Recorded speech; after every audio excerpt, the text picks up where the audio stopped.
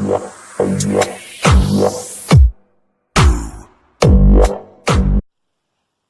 friends, this is DMC and this is my quick review of Starbucks Decaf Espresso Nespresso compatible coffee pods.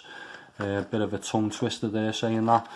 As I mentioned, if you've seen my previous reviews, I've reviewed the Sumatran, and as I say, the packaging is a little odd. I think they've copied off Nespresso with their sort of long box, because I think I've never actually purchased Nespresso pods, but I think they do them in this type of packaging. And as mentioned before, they do a sort of recycling service through Nespresso, so I think that is why they're sort of copying the packaging of them. Very interesting. I've not tried these decaf espresso coffee before from Starbucks, and I thought I'd give the pods a try.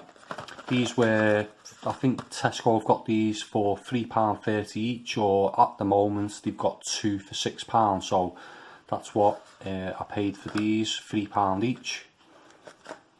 And yeah, information there in Italian, German, French, and find the English on the other side there. 10 capsules of decaffeinated roast and ground coffee for the Nespresso system, 100% Arabica, packaged in a protective atmosphere, and more in Italian and other languages there as well. And the description is: every Nespresso beverage we handcraft for you started right here. The quest began in 1975 with a search for the perfect melding of beans and roast, ending months of intense experimentation. Later, with the coffees you're holding in your hand, a recipe for caramelly sweetness. So right, it's never been changed. And yeah, I do like the espresso roast that they do, Starbucks. I know they get a bad reputation from most people, but I quite like the dark roast that they do, and the light roast, the blonde roast that they do as well. Rich and caramelly notes, 100% Arabica coffee, and there is a word about the roast. They do blonde, medium and dark, and this is either ristretto or espresso with the different amounts of liquid. 5.7 grams, that's strange. If I just get the other box of the other coffee, the Sumatrans, it's a different weight, so you've got 5.7 grams in each pod, and this one you've only got 5.5. And I think, yeah, I'll just mention, as I mentioned on the Sumatran, this is how they actually are stacked on the shelf, so that is all you're seeing, is that very small sort of packaging space on the front. And as I say, compared to something else that's going to be on the shelf of that size, I'm just surprised that they've gone for this type of packaging, because it's not taking up much shelf space, and they're pretty much hidden on the coffee shelf, these boxes. So that is it. Intensity 11 there, I missed that. And that is it for the packaging. So let's get these open. You just push your finger into the Starbucks badge there, and then you pull it across.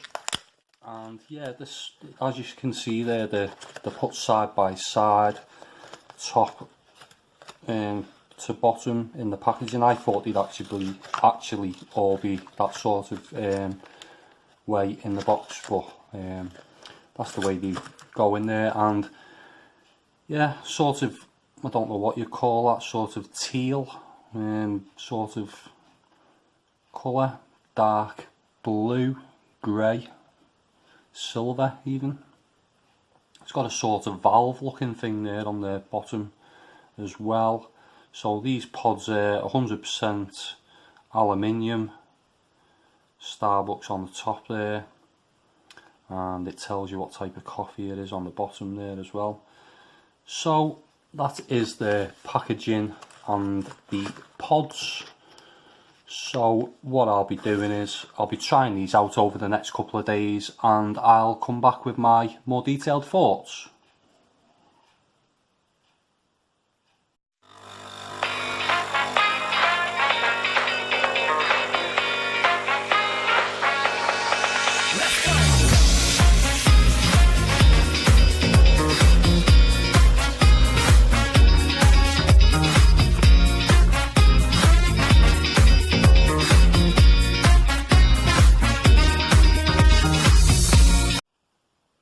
So I've had the chance to try these out, and taste wise they're more or less exactly the same as the caffeinated version. It's dark and smoky, caramelly and sweet. It's oily and full bodied with a nice blast of bitterness on the finish. That may be too much for some people and does seem to linger a little longer in the aftertaste than I remember with the caffeinated version, and they do seem slightly more harsh too. But after tasting the two versions, I'm impressed that the flavour is relatively the same. Purely on taste, I would say the caffeinated is slightly better, but I was drinking that with beans rather than ground coffee, so maybe it was a little bit more vibrant with it being the beans. But this is a good decaf, and one I would definitely buy again, as it's not boring like some can be. So if you like a strong coffee or enjoy milk-based drinks and are looking for a decent decaf, this is one that may be worth a try. So I'd really like to hear from anyone who's tried this coffee or any of the other Starbucks coffees. Let me know your thoughts in the comments section below. If you like this video, give it a thumbs up, and if you want to see more coffee reviews in the future, subscribe to my channel. That was my quick review. Thanks for watching. Bye for now.